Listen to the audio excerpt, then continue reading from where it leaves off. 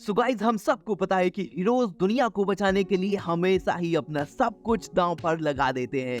लेकिन क्या आपको पता है कि कुछ ऐसे विलन्स भी हैं जो इन्हीं हीरोज के डिसीजन की वजह से विलन्स बने हैं।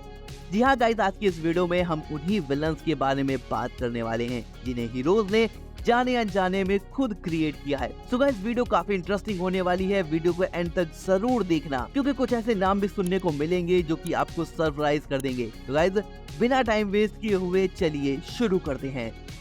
तो गाइस, सबसे पहला नाम है अल्ट्रॉन का। Guys, Avengers age of Ultron में टोनी स्टार्क और ब्रूस बैनर ने मिलकर अल्ट्रॉन को बनाया था। जब स्टार्क ने पहली बार बैनर को अल्ट्रॉन बनाने की पॉसिबिलिटी के बारे में बताया, तब से ही ये क्लियर था कि उनके प्लान शुरू से ही गलत जा सकते थे। दोनों को पता था कि ये प्रोजेक्ट कितना डेंजरस हो सकता है, लेकिन टोनी को ये भी पता था कि अगर उन्होंने एक मोमेंट के लिए भी इस डेंजर को कंसीडर किया तो वो कभी भी इस प्रोजेक्ट को कंप्लीट नहीं कर पाएंगे। लोकी के सेप्टर को यूज करने के लिए उनके पास टाइम बहुत कम था और इसी वजह से बिना कॉन्शियसनेस के बारे में पूरी तरह से सोचते हुए दोनों ने प्रोजेक्ट को शुरू कर दिया। एंड रिजल्ट जो निकला वो प्लेनेट थ्रेटनिंग था। उनका मकसद एक ऐसा एआई प्रोग्राम को बनाने का था जो कि अर्थ को सेफ बनाने के लिए बनाया जाने वाला था। लेकिन जैसे ही अल्ट्रॉन ने दुनिया को एनालिसिस किया, उसे लगा कि ह्यूमन रेस ही सबसे बड़ी प्रॉब्लम है। टोनी और ब्रूस की क्रिएशन ने दुनिया को डिस्ट्रक्शन की एज पर लाकर डाल दिया। अल्ट्रॉन की बैक स्टोरी हमें ये दिखाती है कि कभी कभी बेस्ट इन्वेंशन भी डिजास्टर रिजल्ट ला सकते हैं। गाइस, अगला नाम है किलमॉन्गर एकेए एरिक स्टीवेंस का। गाइस, किलमॉन्गर ब्लैक पैंथर मूवी का एक कंपेलिंग विलन था। उसकी बैक स्टोरी डायरेक्टली लिंक थी टिचाला के फादर किंग टिचाका के डिसीजन से। एरिक किलमॉन्गर के फादर एनजोबू वकांडा के फॉर्मर किंग टिचाका के भाई थे। जब एनजोबू अमेरिका गए तो वो ब्लैक कम्युनिटी के स्ट्रगल्स को देखकर गुस्से से भर गए जो कि वकांडा के बाहर फेस कर रहे थे।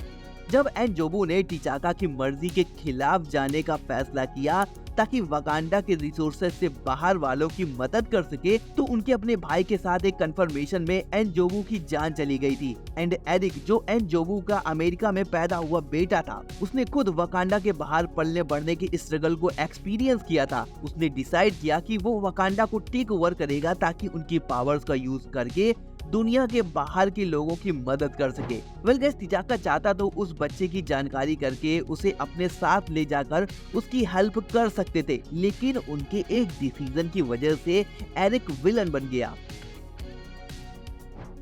गाइस, इसके बाद नाम आता है लोकी का। गाइस, ओडिन ने लोकी को फ्रॉस्ट जायंट से तब लिया था जब उन्होंने उनके किंगडम पर अटैक किया था। एक तरफ ओडिन इस बच्चे को जिंदा रखना चाहते थे ताकि वो अकेला मर न जाए, लेकिन वहीं दूसरी तरफ ओडिन का एक पॉलिटिकल मोटिव भी था। वो सोचना ये था कि अगर उनका एक फ्रॉस्ट जायंट बेटा होगा तो आने वाले टाइम में किंगडम को यूनाइट करने में हेल्प मिलेगी। जब लोकी ने पहली थॉर मूवी में ओडिन का सामना किया था तो उसके दर्द को क्लियरली देखा जा सकता था जो उसने अपनी पूरी लाइफ में महसूस किया था। जब लोकी ओडिन पर चिल्लाया था, उसने अपना वो दर्द एक्सप्रेस किया जो उसने हमेशा ही महसूस किया था कि ओडिन हमेशा थॉर को ज्यादा इम्पोर्टेंस देते हैं। गाइस, एडॉप्शन एक सुंदर चीज हो सकती है, लेकिन अगर आप अपनी बायोलॉजिकल बच्चों को ज्यादा प्यार दोगे और एडॉप्टेड बच्चों को कम महसूस करवाओगे तो वो रिलेशनशिप बिगड़ सकती है।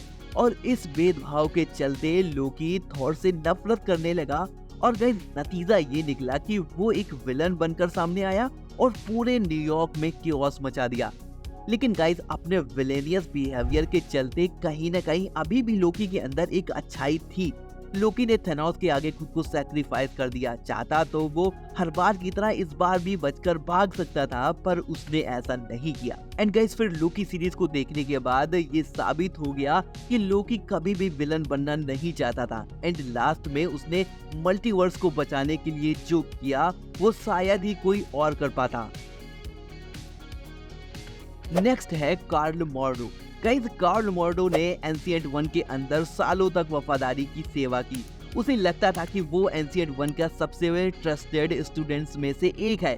इसी वजह से उसके लिए ये बहुत ज्यादा पेनफुल था जब उसे पता चला कि एंशिएंट वन डार्क डायमेंशन से पावर ड्रॉ कर रही थी, जो कि उनके स्टूडेंट के लिए हमेशा ही फॉरबिडन थी।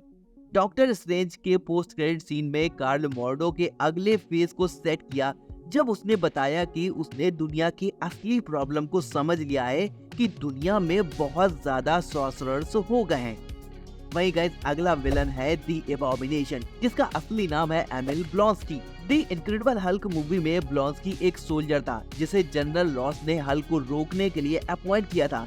एंड हल्क की स्ट्रेंथ को देखते हुए एमिल ब्लॉन्स्की भी हल्क जैसी स्ट्रेंथ को चाह रहा था। उसी के चलते जनरल रॉस ने एक सीरम को डेवलप किया जो कि हल्क की पावर से इंस्पायर था और ब्लॉन्स्की ने उस सीरम को ले लिया। बट इस एक्सपेरिमेंट ने उसको एक मॉन्स्टर विलन बना दिया जो कि सिर्फ पावर और डिस्ट्रक्शन चाहता था। गाइस नेक्स्ट है Mysterio. Guys Mysterio AKA Quentin Beck Spiderman far from home में एक विलन बनकर सामने आया। लेकिन गाइस उसकी बैक स्टोरी पीटर पार्कर या किसी और सुपर हीरो से डायरेक्टली लिंक्ड नहीं थी। उसकी स्टोरी कनेक्टेड थी टोनी स्टार्क से। जी हाँ गाइस, टोनी स्टार्क भले ही एक बिलियनियर, प्लेबॉय, जीनियस, फिलैंथ्रोपिस्ट बनने में कामयाब रहे हो, लेकिन एक अच्छे बॉस बनने में वो फेल थे। जैसे मिस्टीरियो ने खुद एक्सप्लेन किया, टोनी स्टार्क हमेशा अपने सबऑर्डिनेट्स का इन्वेंशन का क्रेडिट ले लेता था।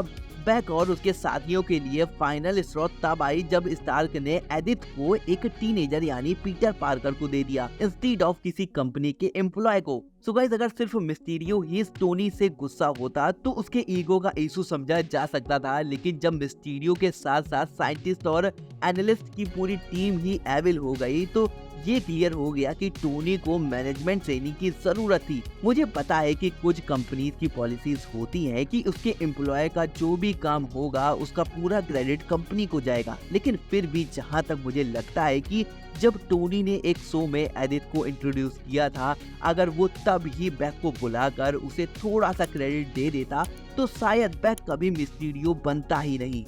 सो गाइस ये थे MCU के कुछ ऐसे विलन्स जो कि हीरोज के एक्शन की वजह से विलन्स बने।